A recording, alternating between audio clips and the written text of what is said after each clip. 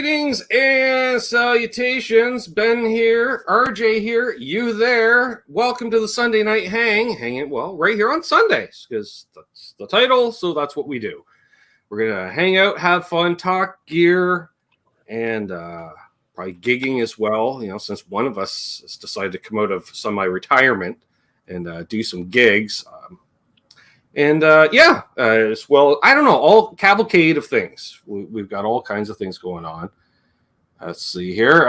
Michael B with the member milestone message, so it stuck out like a sore thumb after playing slap bass for an hour. Listening, if not typing, hey, all good people. Great to see Michael B live in here, channel member. Hey, Michael B. Awesome. Yes, and I'll let everyone. I'm going to skip roll call tonight. You're all talking to each other way too much. But I will say to Charles 75 and Mr. BHB, who was on last week, of course, Brother Symmetry produces the Monday night shows now, which bad album covers. We're showing off more tomorrow night. I joined this Facebook group of bad album covers, RJ, and it's changed my life. I'm not. Oh, they're great. I have. There's so many. Yeah, especially, just let alone the whole gospel album genre. They don't age well. Is what I'm saying. Oh, yeah. So, yes, there we go. Unbelievable in the house. Great to see you. He's got a new guitar. Jeremy Baker's here. So if you have a question for myself or RJ, use the @ sign, tag us. Question marks stand out. Super chats work. There we go. See, BC Rich, he gets it. He's got all the question marks. He says, RJ, have any manufacturers ever approached you about producing a signature guitar? And if so, who was it? Not a full-fledged signature guitar. There, a couple years ago, Eastwood put out a Tuxedo that I kind of modified to my specs. Is it? Here it is. I pulled it out because we don't see it enough, but so let's see. This is a regular Tuxedo, stock.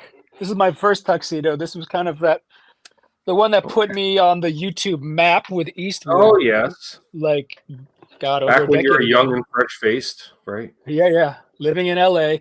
So this was the original Tuxedo.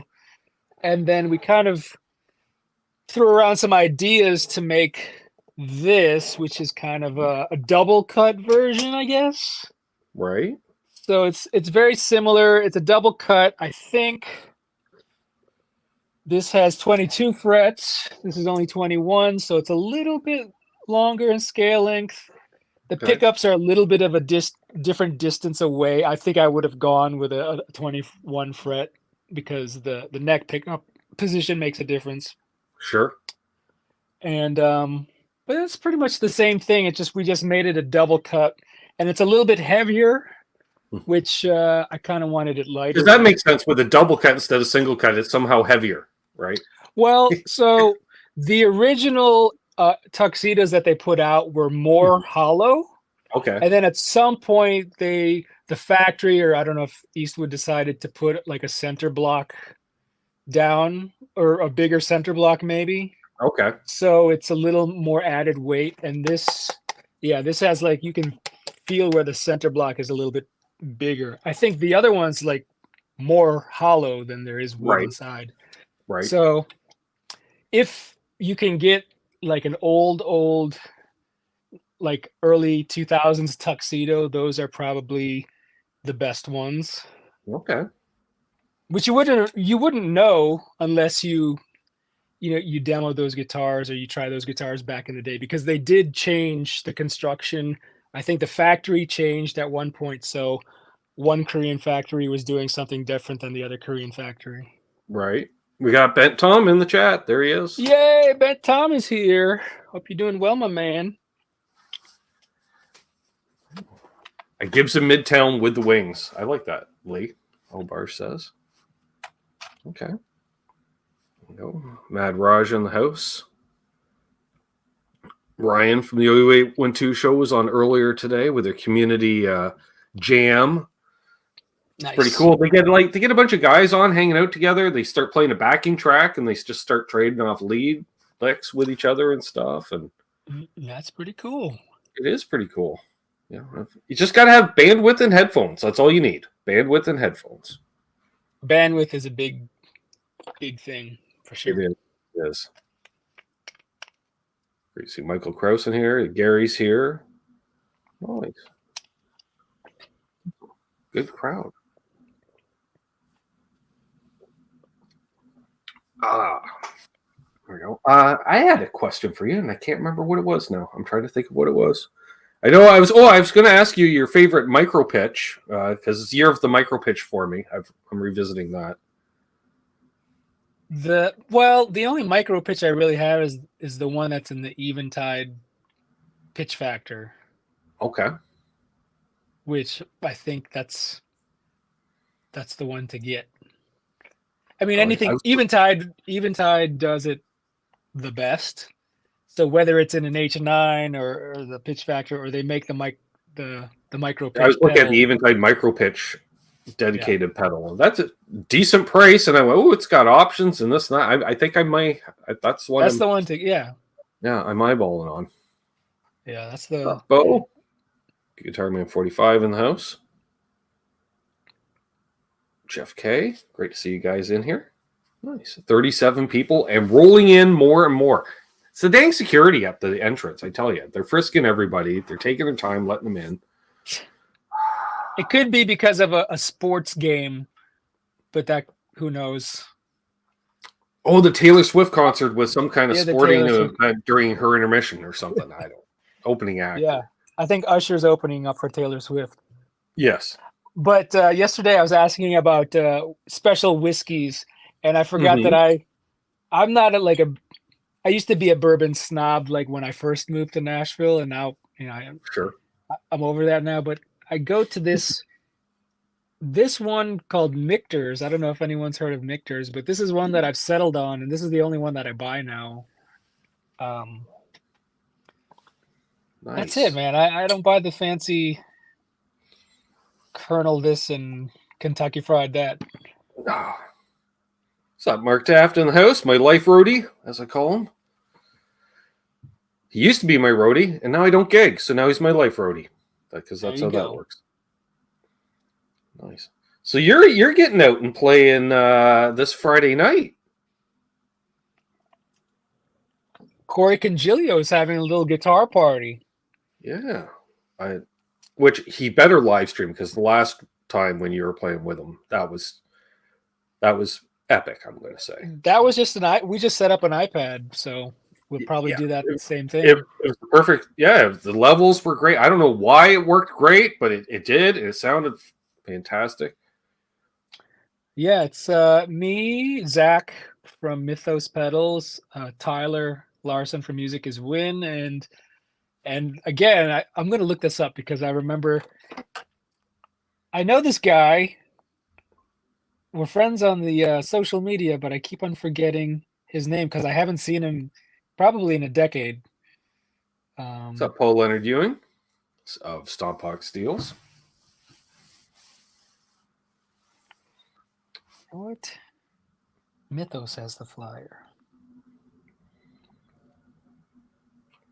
I did see a Facebook post regarding the gig. I can't remember. Jesse Isley. Ah, right. Jesse Isley, I met him when I first started touring out of Nashville. He was playing with an artist named Will Hogue. And that's where I met him. And actually, Corey's drummer played with Will Hogue in 2014. Okay. RJ DeMadwin is asking, what is that violin-shaped guitar in the background? RJ DeMadwin, this is the ugliest guitar that I own. The Hallmark Stradette. That's So it's kind of a Mosrite type of guitar, Bakersfield type of guitar. It's got like a Mosrite style vibrato. Hallmark, Bob Shade at Hallmark reproduces Mosrite type guitars as well as these style of guitars. He does like a Batwing, like hot rod, iron cross guitars. So it's very niche, but it's also, very rockabilly kind of surfy type stuff. Yep. Looks like a guitar you play if you played with Sam and the Sham and the Pharaohs. Exactly. I'm just saying. I used to gig with that in LA at jazz gigs at this like quirky. It wasn't a jazz gig, but it was like a quirky jazz kind of Latin. I can see you playing that in a tiki bar. I'm just saying. Yeah. Yeah. Oh yeah. I used that with the RJ and the Del Guapos too. So perfect. In fact, the very first cartoon logo of the RJ and the Del Guapos, it was that guitar before I had him change it to my Novo shape. Nice. Yeah, I was actually watching a documentary on tiki bars today. Oh, really? Yeah. Tiki bar culture? What's it called? It was I think it was just called like Tiki Bar Culture. It was done by a PBS station out in LA. Interesting. Gotta love your PBS, folks. I'm just saying. PBS is the best. Yep. Bruce says, for RJ, I love your Hendricks videos. Do you plan on doing any more, or do you feel like you have covered enough of Jimmy? No, actually, this week I'm finishing up my second Hendricks course with Brett Papa. We started filming it last summer, I think. Mm-hmm. And, you know, things got in the way. And we have one more day of filming that we've put off for months.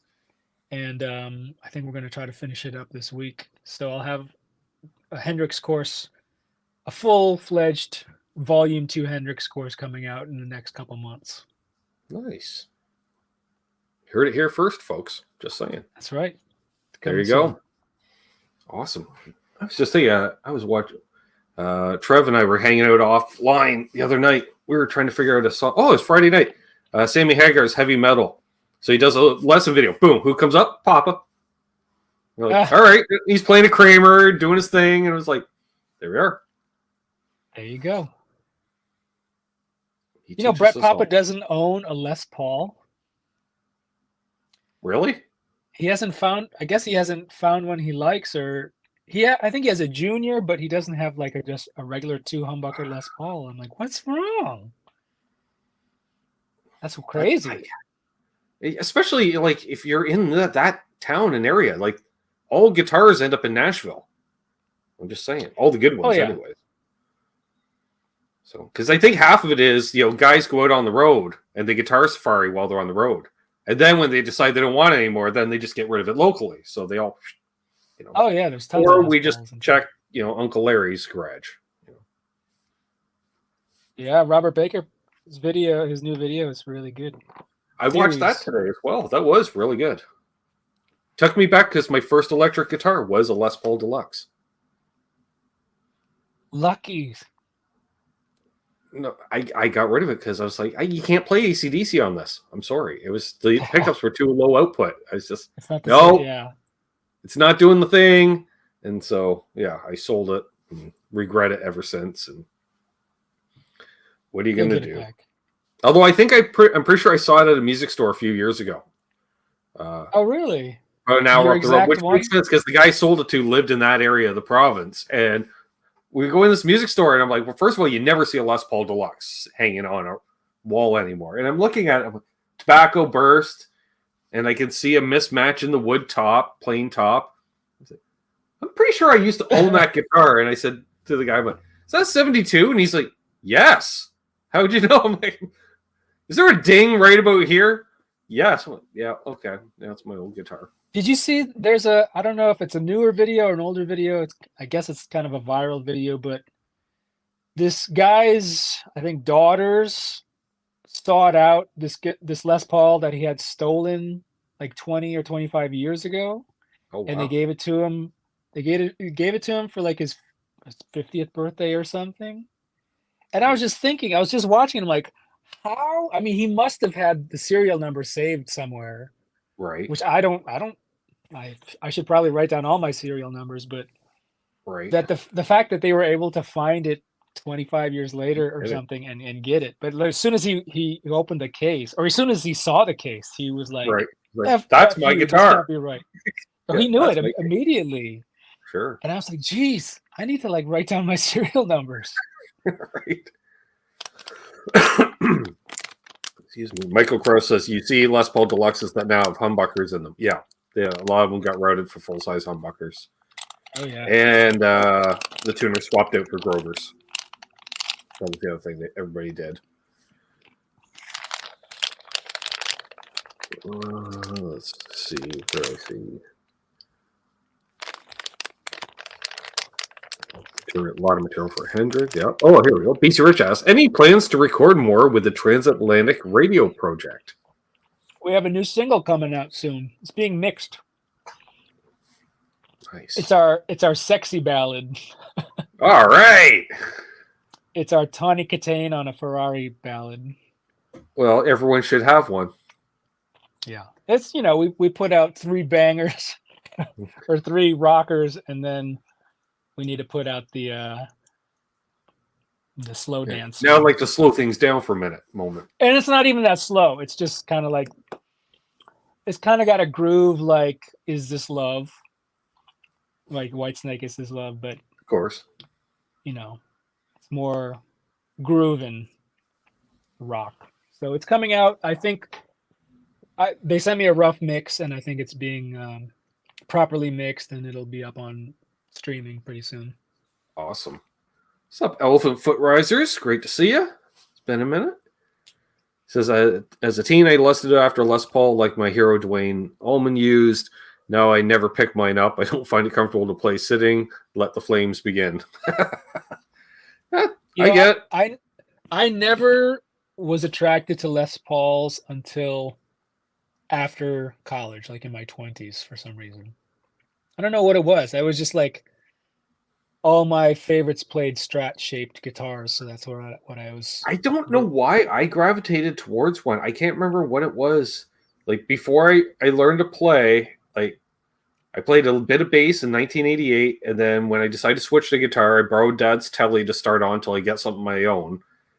And I knew the Telly. I'm like, nope, because it was Telly into a Vibralox. I'm like, nope, this is too clean. I'm not that good. I need something. And I knew I liked AC/DC. I liked Kiss. And for some reason, it was just Les Paul. It must be Ace Frehley. And well, I guess Slash had come out as well. But even that wasn't the biggest Slash. I think it was more Ace Frehley and Tom Kiefer was playing Les Pauls and Joe Perry. Yeah. And I was like, that's what I want to do. Like, I'll leave the fancy stuff to another guy. I'll be a sideman like my dad, be a rhythm player. And plus, I remember reading all the, like, even in Hit Parade and Circus, you read about, like, promo on an album. And it was like, all these guys had the BC Rich and the Kramer endorsements, but they're like, oh, yeah, I played my 59 Les Paul during the recording.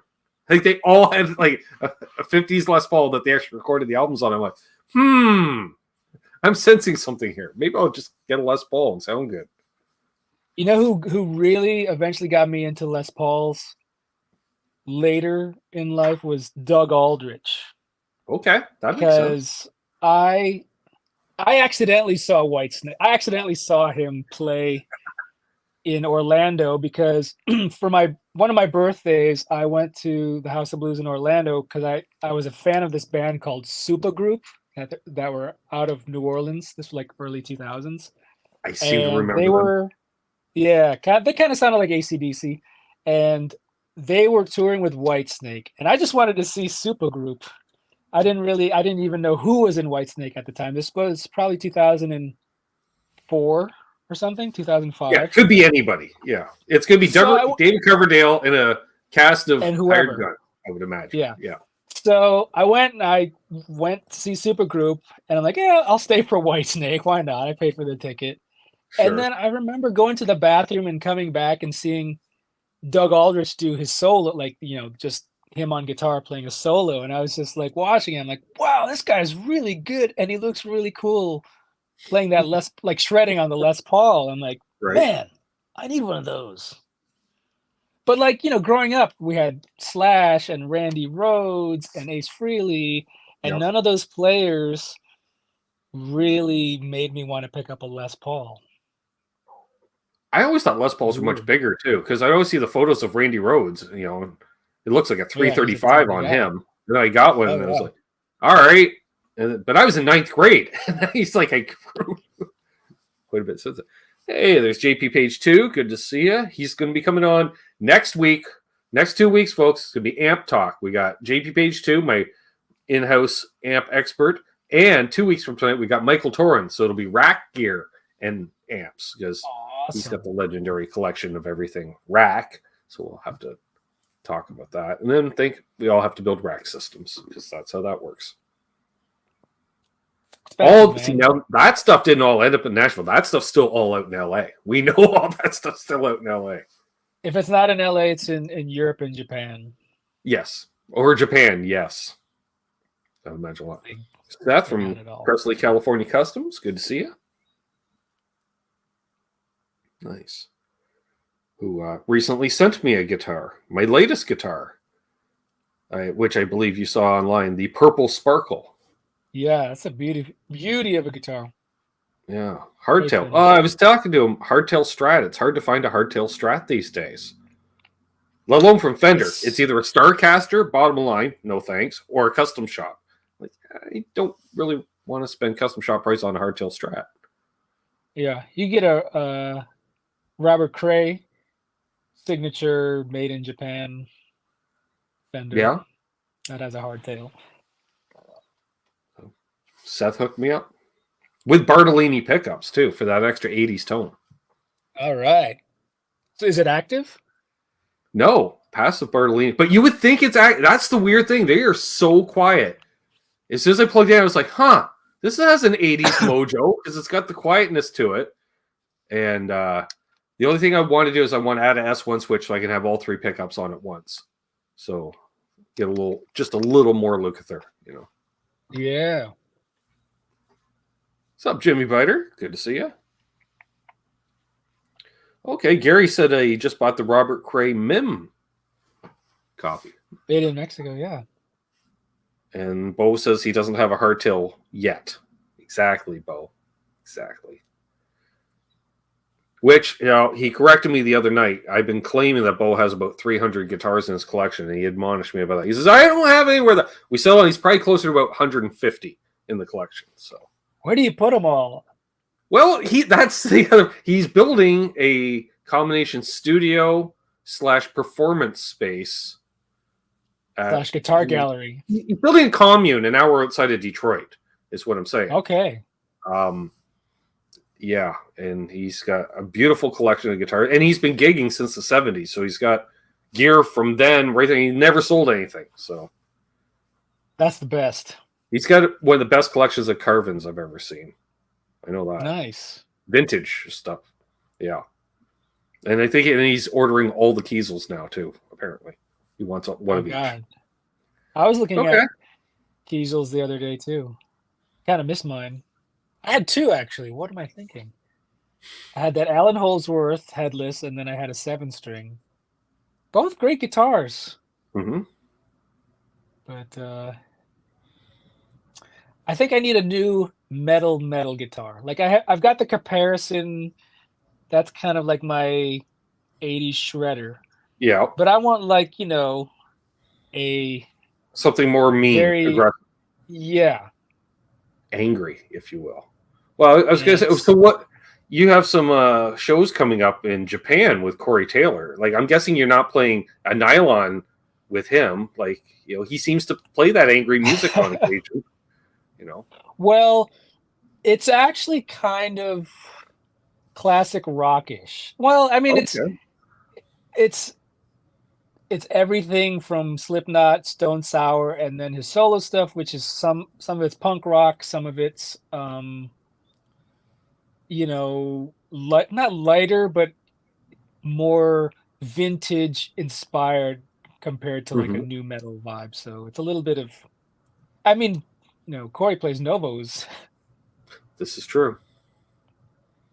And it's interesting. I know you got a new Novo. I'm seeing Novos popping up more and more. I want to say they increased their output in the past couple of years. So, and I believe at one time they were kind of not doing stuff with dealers, and now they they changed their mind and now they're putting more product with the especially with the Nucleus series. Well, I and I think they're could see putting more it, product especially into it. you could do that boutique dealer chain, like you have 6 dealers across the U.S. or something like that. Like Yeah, you don't have to be in every Guitar Center. You I think can the do demand, especially in Europe, was big. sure. So with when they partner with like Peach and some of the other Mm-hmm. retailers out there, I think it's good. It's only good for them. And Hip Metalworks recommends getting an Explorer. Of course, he's going to say that because he plays nothing but I'm Explorer yeah. objects. I was looking at Solar guitars, and they make like an Explorer shape, Right. and I love my I don't Explorer. know. That was the hit of 2023 for me. That's my metal guitar because those pickups are hot. Ooh. Yeah. Yeah, I plugged it into my Fender Blues Deluxe on the clean channel, which has all the headroom in the world, and it was breaking up, and I was like, "Oh, I must have a stomp box on." I'm looking at my pedal board, I'm like, "Nothing's on." I'm like, "How hot are these pickups?" We lowered the pickups 7 winds on the screws to get them to tame them.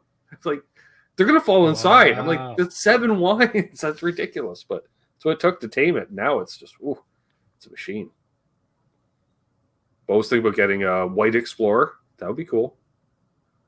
Gary, isn't Nova what Rhett Scholl plays? Yeah, maybe. That's right. Play 1 or 2. RJ has more though. That's right. I think we might be tied. I can't remember what Rhett has now. Yeah, I was gonna say I know he has 3. I think. Okay, so I might be one up. I think. And I only know that because when the night that you got yours, he got 1. So I knew that brought him up to 2. I'm pretty sure he got a junior type one at one point, or a junior telly type one they did with like I guess the Esquire kind of thing. Yeah, with the German carve. Yeah, I actually played that before. That was a present from his wife, and Novo asked me to do a video before they gave it to her. Nice. Schecter. The only Schecter that I'm interested in is the Keith Merrow model, because I played a 7-string Keith Merrow in England and I really liked it, and I would probably get the 6-string version. I like one of their 80 really shaped objects that everybody had back in the 80s, just to have one. Oh yeah, that's where I'd go. That's the only one for me. They're ridiculous. I don't know. I watched the Mark Knopfler auction highlights, and his went for a lot of money. Oh my gosh! Even his Reverend went for a lot of money. Well, what was ridiculous is how a 1983 Les Paul goes for 3 times the price of a handmade early Pensa Sir. Like, those are the expensive guitars. I was like, you can tell they're collectors and not players. I'm like, those Sirs are the bells of the ball, folks. Yeah.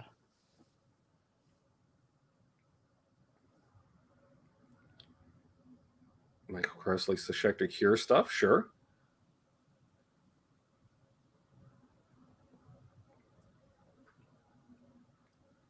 Yeah, I'm trying to think of anything. They're angry. There's so many brands out there, like metal guitar brands, that I can't even keep up with. I mean, like an ESP. They seem ESP. I mean, I just saw Lamb of God, and Willie Adler uses ESPs, and Jackson's. Not so much Ibanez, but I think I was looking at Jackson's and ESPs, LTDs. There's a brand called Mayonnaise. That's kind of like a high-end Poland. I think, is it from Poland? Yeah. I met the guys at Henning's place. And I was going to say, I'm pretty sure they are hooked up with Henning. That's how I came across them. Yeah.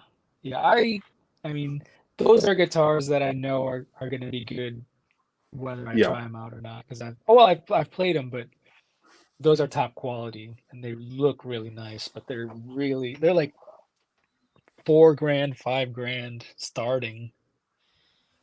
That's too much. Or, if you want to cheap out on a metal guitar, you just take an existing one and put a Duncan Invader in the bridge, and there you go. Yeah, but Instant now anger. like I need the vibe. I need something Yeah. pointy or sharp and pointy. Yeah. Something that you can chip, basically. What's up, Mayhem? Yeah. Speaking of pointy, he just picked up his Dean V last week. He was getting his basement remodeled, so he came over here, borrowed like a whole bunch of cases and gig bags to store his collection. He had nothing for the V, so he left the V here.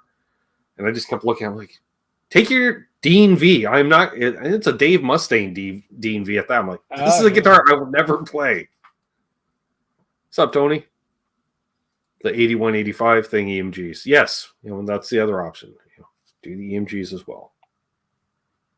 Matt McCall Music is saying Jericho and look up Hoppus. Okay. Hoppus? By the way, See, what's that's up, a brand McCall I've Music? never heard of. Okay, there's Hoppus. Those look cool. Very gothic looking. Jericho. Of course, there's the Wild Audio. Oh yeah, we were talking about that yesterday. Right? Yeah. Those like, are little sure, too you want to look like a looking, New Jersey Viking on stage, like that. Only he can play something that's half of a V and half of an SG. Like, I don't know what that. I mean, the case has to be bigger than a piano case. I don't know. Yeah. Odin, I think it's called, or something like that. I don't know. They're interesting guitars. They are. And I keep thinking to myself, Zach, you're from New Jersey. Easy. Michael Krause, I did a gig with a Hondo Death Dagger in Spain a long time ago with a band called the Go Nuts, which is Deke Dickerson, one of Deke Dickerson's project. Deke Dickerson is like a rockabilly god. Mm-hmm. He has this project called the Go Nuts, which the members dress up. I think I might have shown some video on one of my live streams, but we wear like costumes, and all the songs are about snacks and food and junk food. I love it. And the guitars that we brought over, it was a Hondo Death Dagger guitar and a Hondo. I played the bass, and he had a Hondo Death Dagger bass that I played. Nice. And it was all chipped, of course. Call says there is a video. What's up, Jamal? Says, well, Fender is going to sell a few more guitars. They sell a fair amount, Jamal. I'm just saying.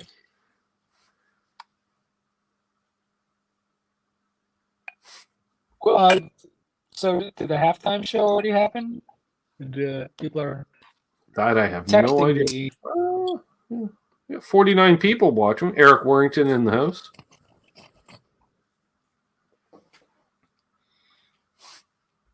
Yeah, I'm just thinking pointy guitars. I don't really have it. I got a headless guitar last year sent to me. That's out of my wheelhouse. That's anti-pointy. Yeah, it's like headless, and it's got a big chunk of its body and still 8 pounds somehow. Unbelievable says it's on now and it sucks. Okay. that was the other thing, right? Like, if you want a metal guitar, because this has got the finish, you got to go for the burl, I think. Yeah. Stained burl is like a new. It just looks cool. Yeah, I like that color too. Yeah, and it's still 8 pounds somehow, but like the back looks like office furniture. That's why, I think. What's the body wood? Oak? Oh, I forget what it was. It was some unknown species I've never heard of. And a 5-piece neck. It's interesting. It does the thing. Yeah. And Keith H in the chat sent it to me. He's like, check this out just for laughs. I swear, just to. He's like, all right, go ahead, play your silly rockabilly Lex on it. I'm like, all right, I'll try. Hey. The new Dean Carey King for metal. Unbelievable says. All right. Yeah, Dean is a brand that I've never really looked at. I think the only Dean I wanted was a Dean Cadillac. Yeah. Yes, Those who doesn't? are cool looking. There's Keith. I knew it. He's a wild man. Bo says he's going to look at a 65 Firebird. at Motor City this week. Hope I like it. Nice. He's been looking for a vintage Firebird for Well, a while. 65 sounds like a good and expensive year. Right.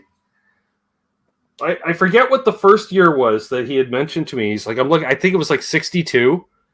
And I was like, that's early. He's like, yeah, that's what I want. And then I was watching Go Figure an Uncle Larry video because he's owned every Firebird, I'm pretty sure, at one point or another. And he's like, there's 3 prototypes that came out allegedly in 62. I'm like, yeah, Bo's not getting one of those. Now I think it's 6. They figured there was 6 or something in 62. Yeah.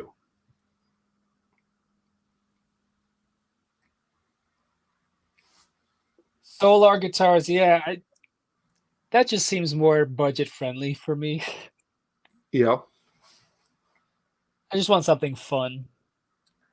It'll be handy for when you're doing the high gain pedal products and stuff too, right? Yeah. So it's like you need it. I don't have any weird shaped guitars anymore. I mean, I have a Firebird copy. That's about it. Everything is conservative-ish. Well, see, you've been off the road too long. That's why. You're not wild and crazy and young and I guess. I don't know. Yeah, you're right. No, I need to... Although, you're going to Japan. If you're anywhere near a guitar shop, it's all over there. Maybe I'll just wait. There's Cousin Doug, the Down and Back Cornhole podcast.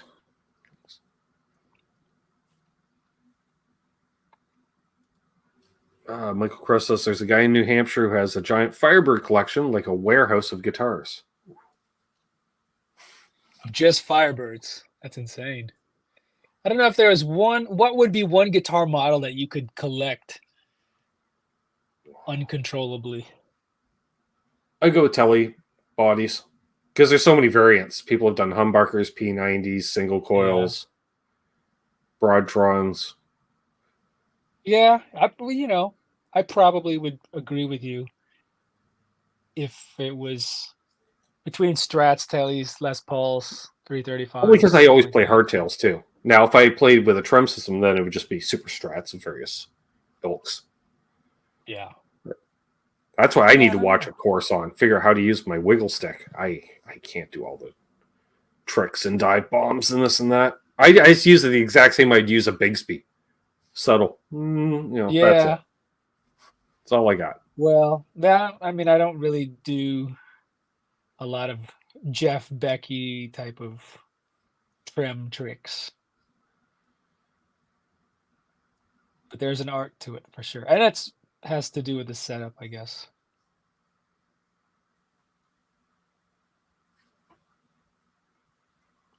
Michael, same guy has a 58V with hang tags. Ooh, was on the cover of Guitar World. I'm trying to get adopted. No kidding.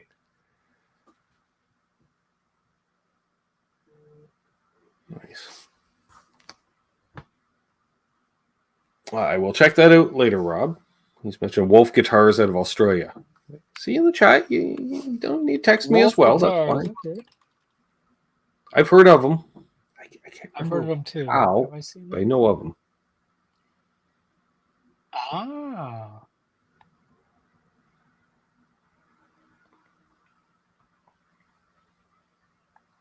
I think at some point I'd like to get a Firebird shaped object at some point. That's kind of on my radar. Ironically enough, going back to mini humbuckers that I detested as a teenager. But the one, what did I put in? I put Lawler. I forget the model name. Something Spanish sounding. I put Lawlers in the Power Firebird, and they're great. I always put them in the my Novo, but I didn't want to take them out of the Power.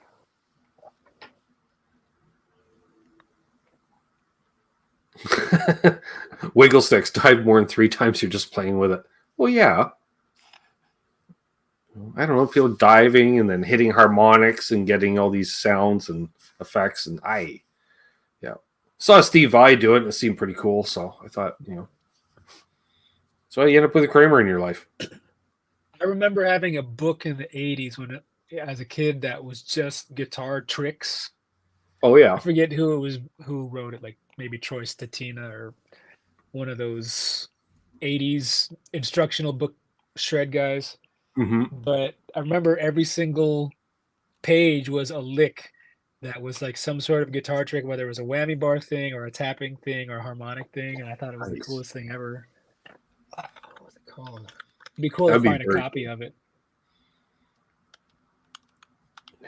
I had 2 lesson videos given to me, and they were, what's this, Hot Licks or Star Licks? Same thing. I think they ended up merging, but it was like Introduction to Hard Rock or Rock, but it was Arlen Roth. Now, I got the later interview Arlen, and that was really cool, and he's a nice guy, but as a 14, 15-year-old, I'm like, who's this guy? And my dad's like, he used to play with John Prine. I'm like, that's not helping his case. Because all I knew about John Prine was he was an old folkie that was friends with my dad. I'm like, so it's one of your friends' friends? Like, this isn't cool. He's not going to teach me how to rock. He taught Ralph Macchio how to pretend to play the blues. Well, this is the thing, yeah. And then, looking back, I would love to watch him now, but I think I ended up selling him to a neighbor who was about 4 years younger than me. I found the book. It's on Amazon. I'm buying it now. Nice. It's called Metal Guitar Tricks Techniques for Lead Guitar by Troy Statina. I was right. Which will be the subject of an upcoming Coffee Time with RJ. It will be. I remember this because it had the ugliest guitar on it on the cover, which was a pointy guitar. Of course. I know, Charles, easy, We're all teenagers at one time. And plus, he was still rocking the white guy afro. And I'm just like, you're not going to rock me, Like, you couldn't get the Lukather video? Because they had that at the music store, too. I remember. Did you rent the videos or did you buy the videos? No, my dad bought me the 2 videos. I think he got, because they weren't selling, so that's probably dad got a deal on them for cost, probably, or something. Here, this will teach you that stupid rock and roll that you like. All right. It's like, okay, we can't all play outlaw country like you, Dad. Yeah, it's hard to rebel against a guy who plays like Waylon and Willie tunes all the time. It's like, yeah, you're already kind of anti-establishment, so. Basil Tiffany, what's different? I don't know. All I know is the first demo you put out with your new hair. While watching the video, I'm texting Tom. Guess what RJ did? Oh, you didn't think it was a filter? No, I knew as much. I was like, no, you did it. I figured it was for the tour or something. I don't know. You know what? I don't know why I did it. I think I just had a plan to do something different with my hair. And I've just bought some stuff and just went for it. And Tom knows that I used to bleach my hair in college, and it's been different colors, and it's been red, it's been purple, it's been multi. I remember the blonde mohawk. Yeah, it's been two-tone, and that was like in my 20s. So probably since I was 30, I stopped dyeing my hair, even like dyeing my grays. And I'm like, you know what? Let's just have some fun. Midlife crisis hair. There we go. Style. So BC Rich asks, any piece of gear, effects, or amps that you're still looking to get besides a Dumble or a train wreck? Who said I wanted a Dumble or a train wreck? Any piece of gear, effects, or amps.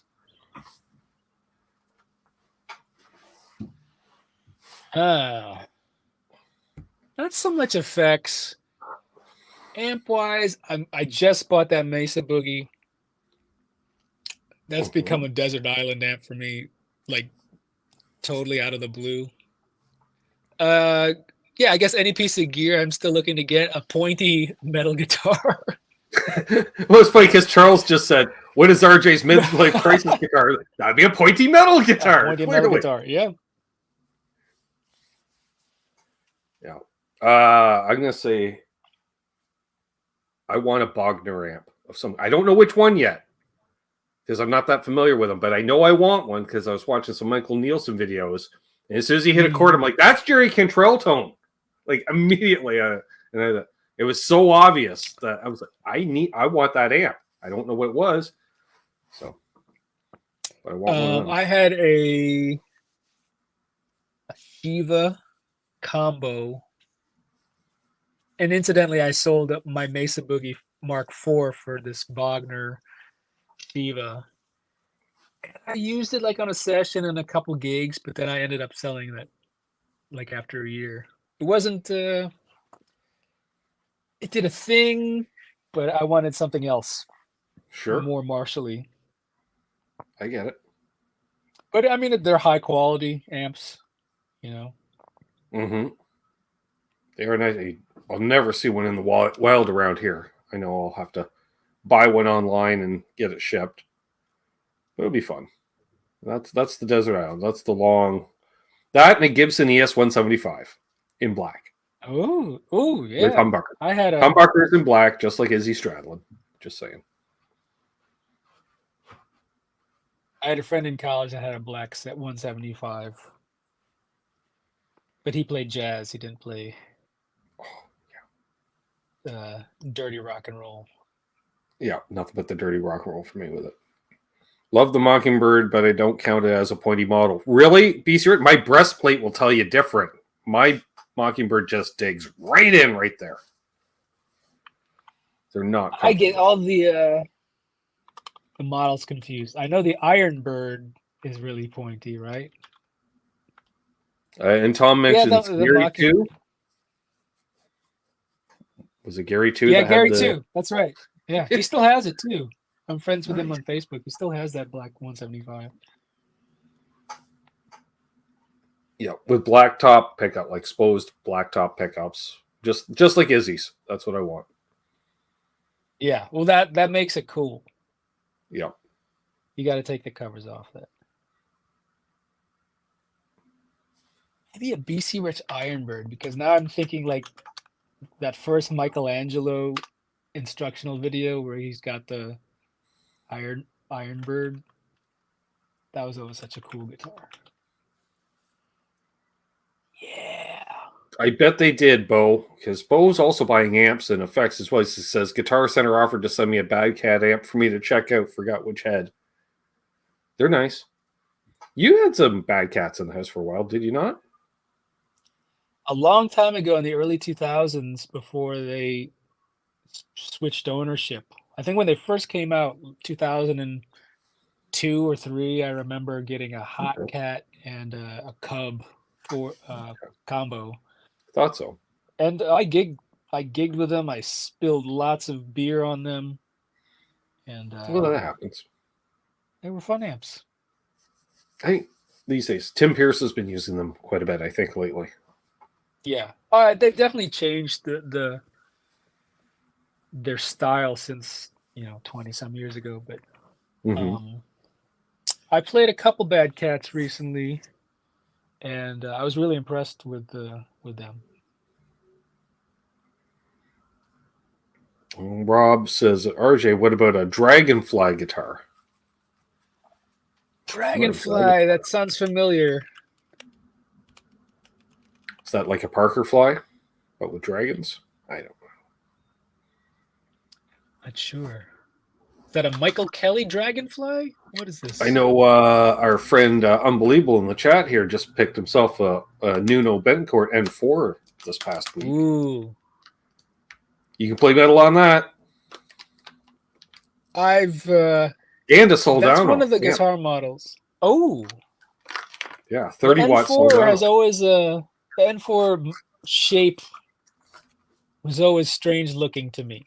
It's the same thing that I say about Zakk Wylde. It's like Nuno is like the only guy that could look cool playing that guitar. The same way Zach is the only guy that can make a wild guitar look cool. For some reason, it doesn't. The USA made translate. too, yeah. Nice. It's a beast. With the what did they call that cutaway? No, it doesn't have the Stevens extended cutaway. Remember when Washburn did right? That? Yeah, it's got that 27 fret guitar. 5 bolts. Some. And Mike Gross mentions that cutaway. Yeah. Yeah, it's got a really nice cutaway. He was showing it off Parker to us the Fly. other night. Which Unbelievable has a Parker Fly or 2 as well. I remember. He has an eclectic collection. He's the only guy that's popped on here one night to get advice from the chat on whether or not he should buy a 1989 Strat, and they ended up buying an 89 Strat that night. There you go. The mid and late 80s Fenders are good. Bo mentions to get a Sky guitar like Ule Roth. Ooh. That's speaking of 27 frets. That's a commitment. Yeah, and scalloping for her pleasure. Wow. And onboard boosts and you got everything you need. Kitchen sink guitar.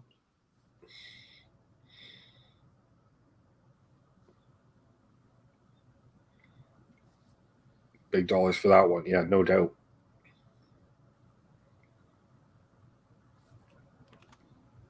The only problem with that is people expect me to play up there. If you got a 30 fret guitar, you got to use it. Yeah.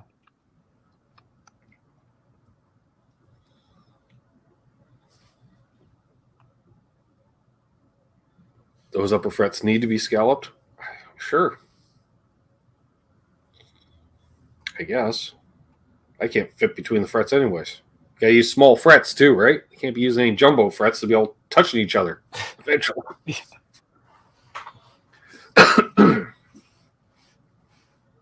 I do like the shape of a BC Rich Ironbird, but I need a hardtail because I don't want a tremolo. No, you can go old school metal and get a Warlock. I had a Warlock when I was in 6th grade. Powder blue. What was the Platinum series? Like the cheaper BC Riches back in the 80s. Nobody ever had a good Warlock. Nobody ever. They were all plywood. You couldn't afford them. No. What's up, Sean plays guitar?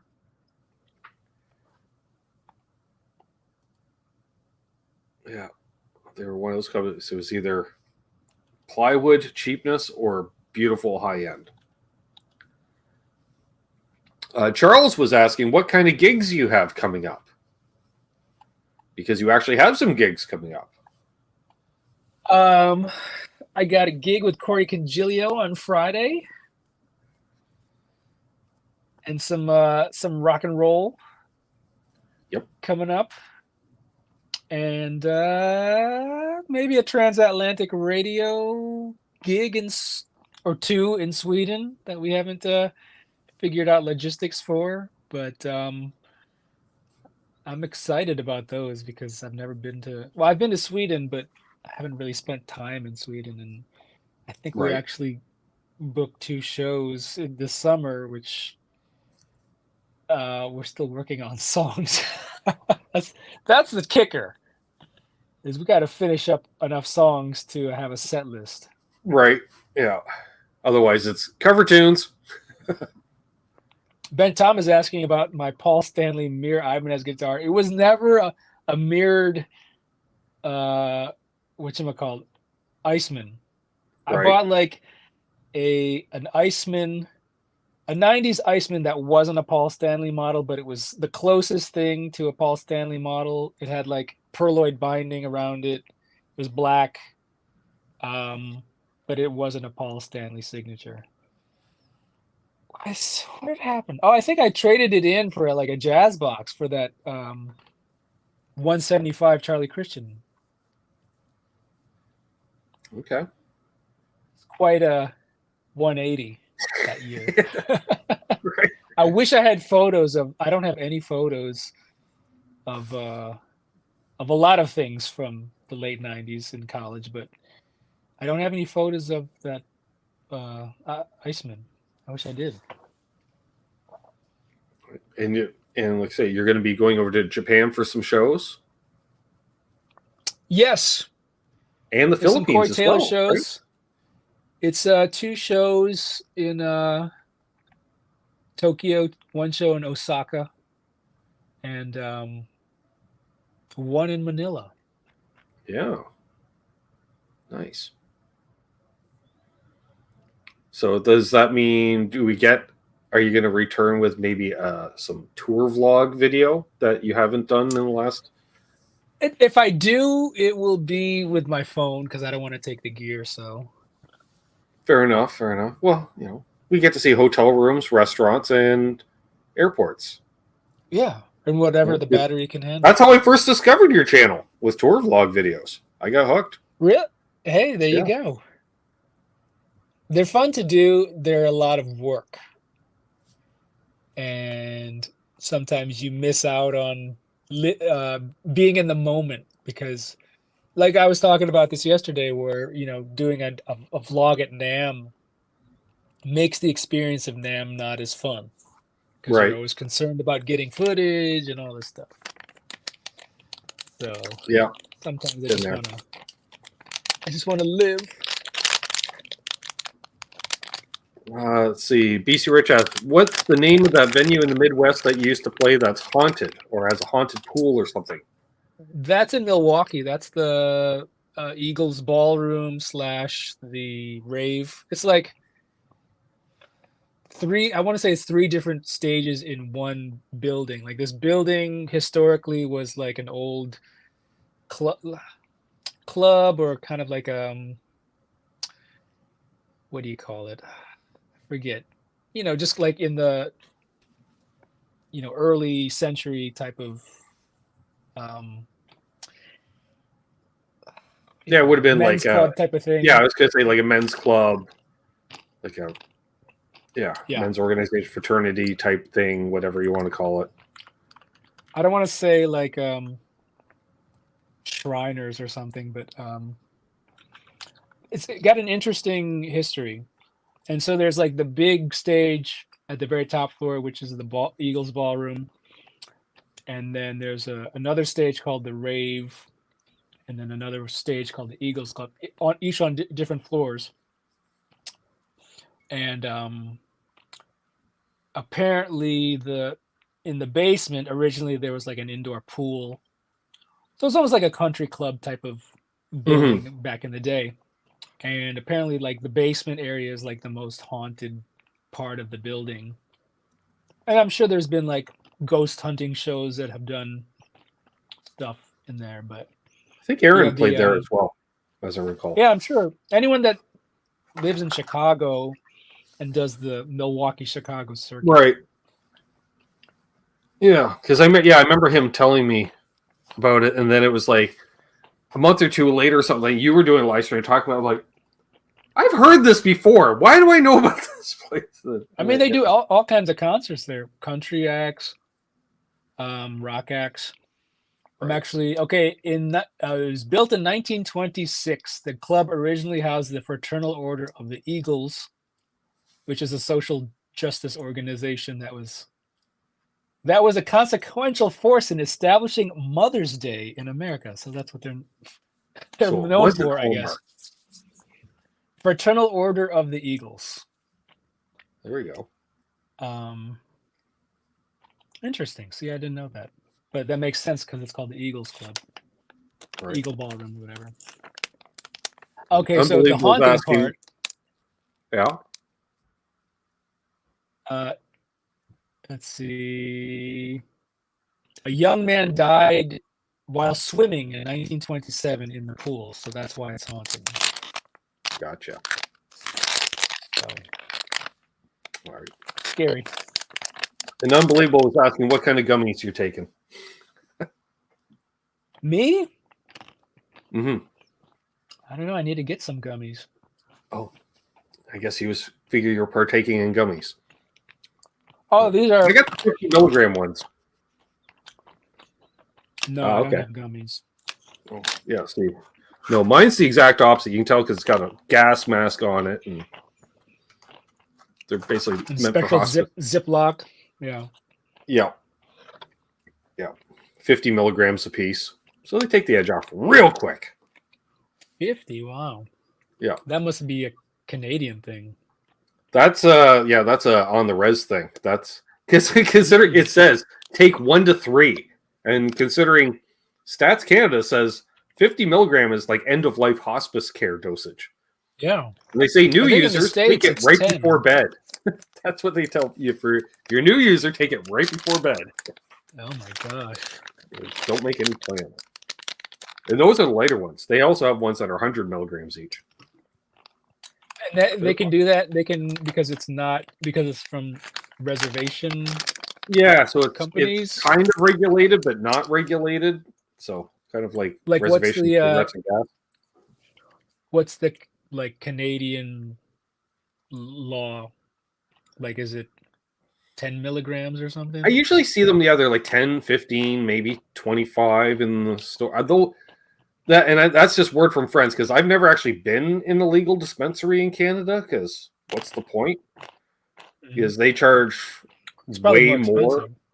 Oh yeah, like on the res, one, it's tax free, and two, the market's saturated to the point where I walked in the other day, it looked like a throw pillow, RJ, because it was a half a pound for $80. Wow. 8 ounces for $80. And I'm like, yep, that's what that is. Can you legally take that out of the reservation city? Not limit? really. No, because you're not supposed to have more than 2 ounces on you at once. That's kind of the legal limit. So as long as you stay on res area, then it doesn't matter. Okay. They have their own police force who clearly does not care. Yeah.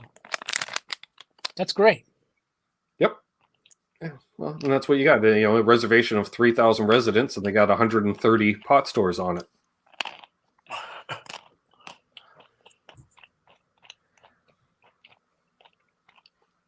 What's up, Clem?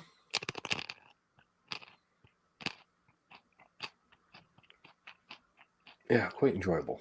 And thank you, Terry. In case you live under a rock, folks, and aren't familiar with RJ's YouTube channel, Terry's put it right there in the chat.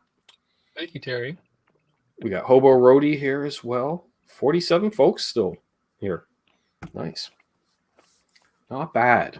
So the game must be somewhat compelling. It's not a complete blowout. Otherwise, we'd have the usual 60, 70 people, I'm guessing. I don't know. 10-3, 49ers. Okay. That's where my sister is tonight because she's a 49ers fan. She likes the football. I do not. She likes the sports? She likes the sport. Cool. Yep. I used to be into sports, but then I just got more into gear and music. Ooh, Unbelievable asks, what's the gear you're using for the gigs with Corey? So I'm planning on using the Novo Volter. Mm-hmm. So there's two tunings. There's a E flat tuning, which sometimes it's drop D flat, I guess, or C sharp. And then for the low tune stuff, it's drop. Oh gosh, drop B. So it's pretty low, and sure. I usually have this. I don't know if I've ever shown this a lot. This is a what is this? Stingray. Sorry, I was going to say Saber. Music Man Stingray guitar. Nice. It's like a Sweetwater special finish or exclusive finish. And then I put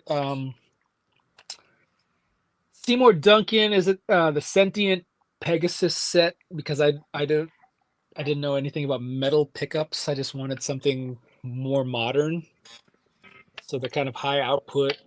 Right. But I do have a set of bare knuckle Nolly polymaths coming this week that I want to try because it might be a little more definition.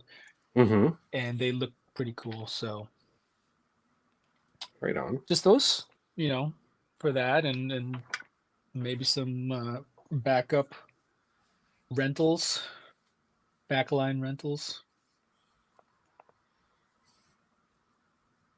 What's up, Ted? You see a team at 73 in here. Jim Cox.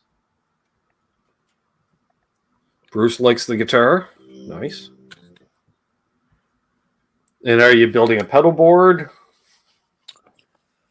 So the plan is to get an amp there, backline amp, channel switching. And as far as the pedal board, it's really just a wah. I have a MXR Phase 100, Boss SD, the yellow pedal, and so I'm guessing the backline would be a channel switching Marshall type amp. Either Mesa Boogie or 5150. Okay. Or EVH, I mean, and okay. As soon as you mentioned SD1, I'm like, okay, so you're pushing something British. Yeah, so that's like my favorite combination for tightening up the high gain stuff. I tried Tube Screamers, nope. But the Boss, for some reason, it's so simple. It just does a thing, It does. Where you set the level all the way up, the gain all the way down, and then you just play around with the tone knob till it's right, and that's it. There you go, folks. If you haven't done it already, I got an SD1 back there just for that reason. It's the best. Yep.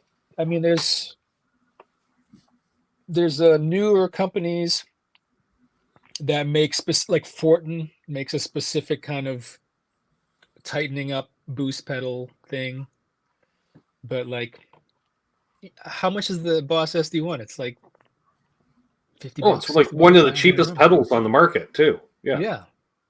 Just buy that. Yeah, I think I picked mine. But that's the only way. That's the only way I use that. I don't use it for any other reason except for tightening up a high gain amp. Makes sense. What's up, Danon? International Insane Studios in the house. Good to see you, my friend. Lee likes using SD1 himself. Yeah. I was debating throwing the SD1 back on my board the other day, just to play with, but instead what did I put? Oh yeah, I got a little boogie in a box on the board instead. Nice. You should put it before the boogie in a box. Could do that. Except I have ODR1 Mini boosting it. I got to get the full size still. It's not as dark. Yeah. Because it does the thing, and then I had to get one. That paired up with the the ODR1 with the LPD Embers is a thing of magic for tone. Yeah. The new Embers, limited edition? No, I have the OG or the older one. Yeah. I think it's a good pedal. Yep. Boas, does RJ still have the Tyler? I do. Right there. There's my transatlantic radio. I was going to say that you'll definitely have to take that to Sweden. Well, that's a thing. It's like, I don't know if I want to fly with this to Sweden. And there is that too, right? So I might just take Dan Landether and maybe the comparison. But yeah, this is you can't beat this. Super Strat. It's the best. Yep. It does a thing. This was like my original Super Strat that what was this? A Fender American Ultra that I had the EMG Lukather set in. Right. Then I put that into the pink Dan Landether, and then what's even in here? I think this is just kind of like basic JB, and then that is the classic stack, like Dan Huff would always put the classic Yeah, stacks here. And then I don't know, this is like a Cruiser DiMarzio that I don't even use, but this actually is a decent sounding guitar, like for studio. You know, it's nothing pretty to look at, but like I would Mm-hmm. travel with this and not worry if it got beat up or stolen or Sure. whatever. So that might be the travel. What's up, Matt guitars. Harrison? Good to see Matt here. We'll go a few more minutes here, folks. If you have any last moment questions, get them on in now while you can. T-Mit73 just saw an old interview with Hiram Bullock. Pedalboard was all Boss pedals. You know, me and Bent Tom, when we were in college in Miami, Hiram came and did a forum or a clinic, and I remember him showing up with, you know, the Boss pedal hard case that they made back in the day with all the Boss pedals. He brought that, and it was all Boss pedals. I back almost then, wonder if people used all Boss pedals because Boss was the only ones that actually really had a pedal board on the market. Well, that was very smart of them, right? Because it only fit Boss pedals, right, or something like that. So, yeah, Ben Tom remembers Hiram. I don't remember that. Hiram needed 2 stools. He was a big guy. Nice. He had, I remember this, he had the some Japanese company remade his Strat, you know, the Sunburst with the 2 humbuckers. Fukuoka. He called it the Fukuoka guitar. I remember that. Because I'm like, what is he saying? Fukuoka. And some small builder in Japan reproduced like his Strat. Okay, he says came to the studio to record with Jeff Watts. Very cool guy. Nice. Yeah, I couldn't do all Boss pedals either, Lee. I couldn't certain things, but I got to have a phaser on my pedal board, and Boss can't make a phaser. I'm sorry. Friends don't let friends use Boss phasers, folks. That's the way that works. Did they make a phaser? Yeah, the green one, right? Got one right over there. Yeah. No. No good? Nope. Not good at all. I don't know what they were thinking. I've had several of them. Was it the PH1, the PH2? Yeah. They should have just ripped off. What's the best Boss pedal? The best Boss pedal? Ooh. I'll go with the CE2. That was my first thought. Good answer. Although I was debating the digital delay because they, you know. That was my first a DD5 or 6. I can't remember which my first digital delay was, but that kind of like blew me out of the way as far as like, this is amazing. This pedal is amazing. I remember getting it. And then I bought another one that might have been like a DD3 or something, and I'm like, this sucks. Oh, now I got it. Matt Harris, you're making me look to see if my Boss is a. What is it? No, it's a two-knob. The flanger's not bad either, actually. Their delays good. Some of the reverb pedals are pretty good. The Octave was a fun Boss pedal. I haven't tried the Boss Octave. I tried knockoffs of it, but none of them were good. Some of their dirt boxes aren't bad, although they don't play well with others quite often. The vibrato is on a lot of boards, Tom. I will say that. I never got into it. I don't like pitch shifting like that, but you see them on a lot of boards. A lot of country guys had them. Well, I might blame Bukovac for that too. Worst Boss pedal. Phaser Worst? for you. Phaser. Yeah. Or the power supply pedal. Just which I have one of them as well. Yeah, it's back there. Yeah. No, they didn't. They didn't put out a lot of complete garbage like, DOD did, where they had some real good ones and some really bad ones. Metal Zone could be up there, though, as one of the worst Boss pedals. Yet popular. Yeah, but awful. Yeah, awful yet popular. I have a horrible experience with a Metal Zone pedal. Interestingly, it happened in Japan, but I was over there for a gig in the early 2000s, and I was using a Radial Tone Bone Classic as my distortion pedal. Nice. Remember those? It had like the tube. I got a Radial North Star on my board right now. Nice. Anyways, I own two of them, and they both broke, and one of them broke right at soundcheck on a gig in Osaka, and I didn't have a distortion pedal, and so I, like, right before the stores were closing, I had to run around and go to the closest music store, which luckily was just down the street. But I'm like, what do I get? What do I get? They don't have Radial here, so I'm like, let me just get a Metal Zone. Like, maybe it was on sale or maybe it was cheap, but I bought the Metal Zone and I had to use it on this gig, and I'm like dialing it in. I'm like, this is awful.